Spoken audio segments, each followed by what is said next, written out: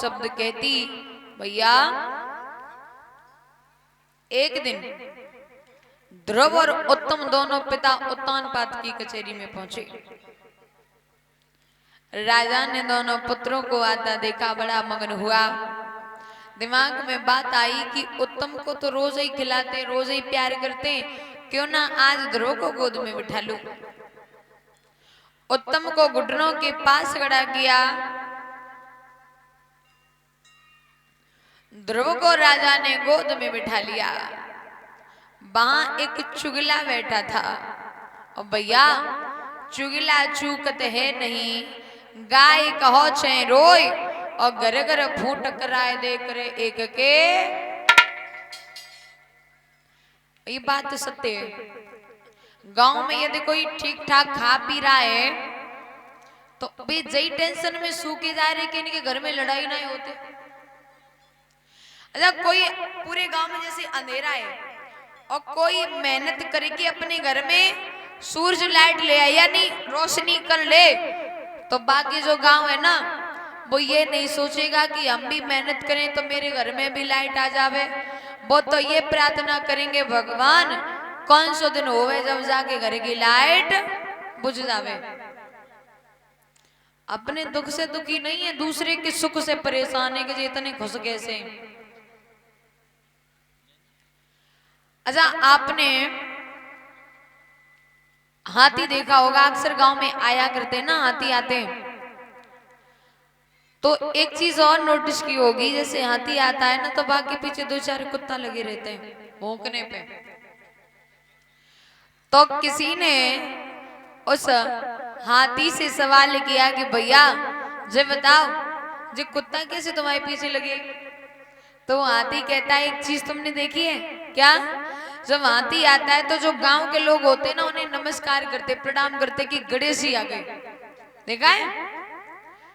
तो कुत्ते जो है ना वो यही टेंशन में सूखे जा रहे हैं कि जे हाथी आ जाओ, पूरा गांव इनके हाथ जोड़ रहे। रोज हम संजा सवेरे जई गली में घूमते हो, जई गली में रहते हैं, लेकिन हम जब इनके द्वार जावे तो हाथ में लाठी लेके पीछे पत्थर, देखो हाथी आ जाएगा तो हाथ जोड़े ठाड़े। तो भैया जे हम पर नहीं, जे उन लोगों पर भूख रहे हैं जो हाथ जोड़े खड़े।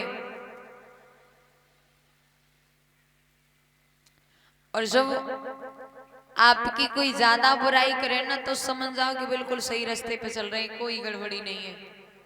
क्योंकि भैया जब अंधेरा ज्यादा होता है ना तो समझ लेना कि अब सवेरा होने वाला है।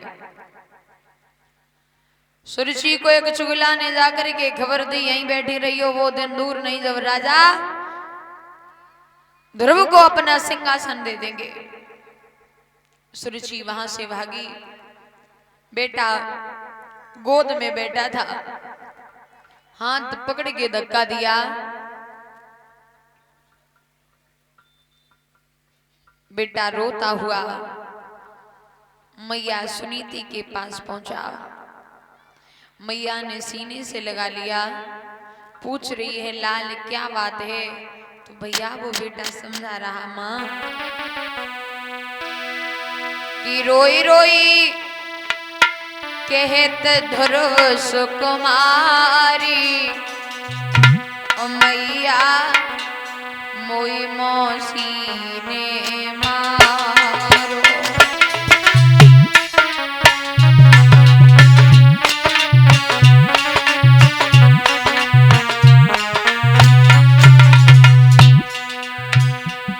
मौसी ने ढकेला मारो और बोलो बचन करारो।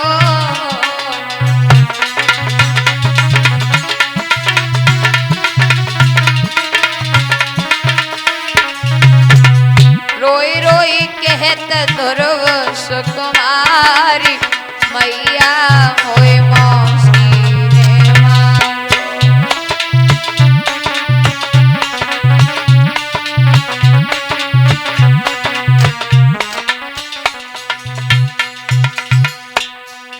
मैया बोली लाला, माँ और मौसी में ज्यादा अंतर नहीं है। मासी जो माँ जैसी है, यदि कुछ कह दिया तो इतने क्यों दुखी हो। बेटा बोलो मैया मेरी पूरी बात सुनो का। मेरी मैया बेन जके कलेजे छोले हैं, मौसी को कछु दुख नाए पिता ने मोते बोले, मौसी को कछु दुख नाए बबुल ने मोते बोले।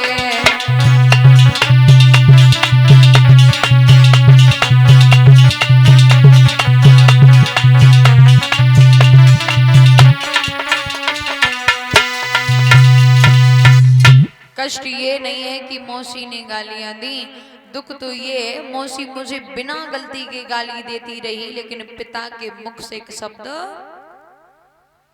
मैया बोली ले, इतनी छोटी बात पे इतने बड़े आंसू। अरे लाला, पहली बात तो जे पिता की गोद में तो हर बच्चा बैठता है, परम पिता की गोद में बैठो तो जिंदगी बदल जाए। लाल, बे तेरे पिता होते तब तो कुछ कहते? बेटा बोलो है, वो मेरे पिता नहीं है। बोले पिता होते तो कुछ ना कुछ जरूर कहते। बेटा बोलो भाई, मैं सोचूं यदि मेरे पिता होते तो हमारी पक्ष जरूर लेते। मेरे पिता कहाँ रहते हैं, क्या नाम है उनका? मैया समझा रही लाला, वो गढ़गढ़ वासी और उनके अनेक नाम हैं। बेटा बोलो मैया, मैया बूझे तुम्हें बताओ, हमें राम कहाँ पाऊं और किस जगह बसे भगवान जहां पर जाऊं। मैया बोली पूत सुन बेटा, नादान तो न ज्ञान कहाँ बतलाऊं और हर जगह राम मौजूद कहाँ समझाऊं। क्यों? क्योंकि हर व्यापक सर्वत्र समाना और प्रेम से प्रकट होई मैं माना। कड़कड़ में भगवान रहते हैं। लाला ने जवाब दिया मैया, अब भोजन चैन से उसी दिन होगा जब मैं पिता की गोद में आज्ञा दीजिए। जो इतने शब्द सुनी, बेटा को सीने से लगा लियो। अरे कहा लाल, ऐसी बात ना करो। क्यों? तेरी 5 वर्ष की उमरी, पूत मेरे जो बन खड़कों जावे गो, और पूजा की को कहे लला तो शेर भेड़िया खावे गो।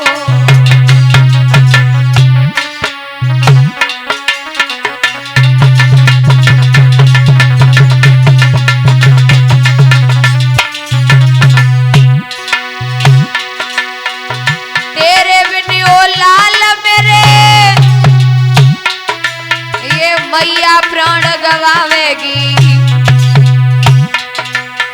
बारे वादों की राती अंधेरी छाती तक ने लगावे।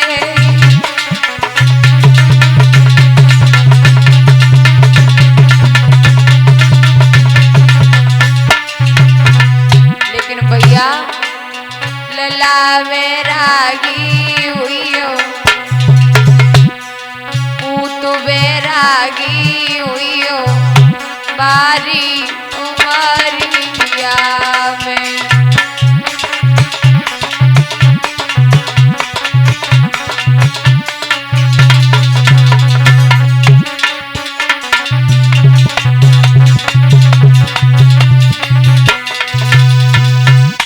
मैया कहने लगी लाला, बड़े हो जाओ तब चले जाना, यदि तुम जंगल को गए